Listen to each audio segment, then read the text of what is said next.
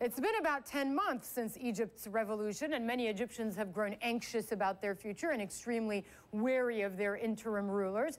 That reality led to this huge demonstration in Tahrir Square Friday. Tens of thousands turned out to voice their concerns about a number of issues, including a controversial provision that could make its way into Egypt's new constitution.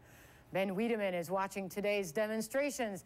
He was in Tahrir Square, and he joins us now live from Cairo. Was it mainly a Muslim Brotherhood Islamist showing today in Tahrir, or was it a little more representative of a cross-section of the revolutionaries we saw in Tahrir a few months ago?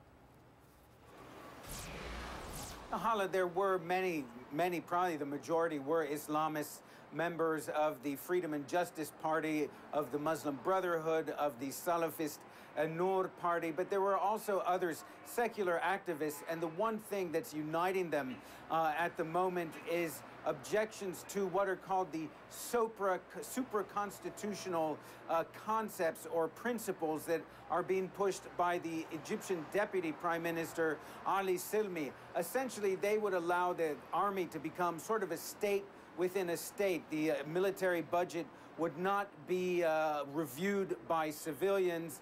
And this is a cause for many Egyptians who feel that since the 1952 coup d'etat that overthrew the monarchy here, the military has become more and more entrenched, not only in politics, but also in the economy. According to some analysts, as much as 30% of the Egyptian economy is either directly or indirectly controlled by the military. So in a sense, Hala, this is a carry-on, a continuation of the revolution that overthrew Hosni Mubarak.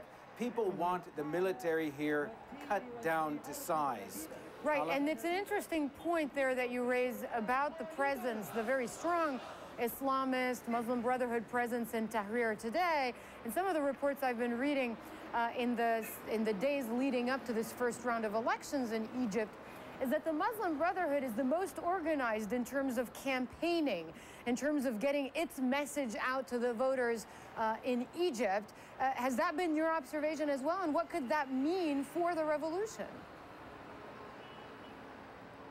Well, definitely the Muslim Brotherhood and its Freedom and Justice Party are the best organized, and certainly in terms of numbers, they can probably mobilize more people than any other single party. And so many people are concerned. Coptic Christians, who make up about 10% of the population, liberals, secularists, that the revolution, in a sense, is being hijacked by not only the Muslim Brotherhood and its party, but other parties as well, who are in complete opposition to the ideals of liberalism and secularism.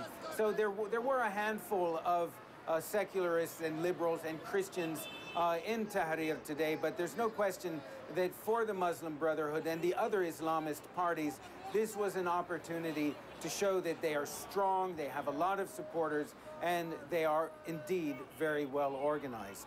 All right, thanks very much. Ben Wiedemann reporting live from Cairo. I remember talking when I was on a trip just a few weeks ago about the post-revolutionary period in Egypt, and one Egyptian man took issue with that. He said, absolutely not. We're still in the middle of our revolution. Historic times unfolding in that country.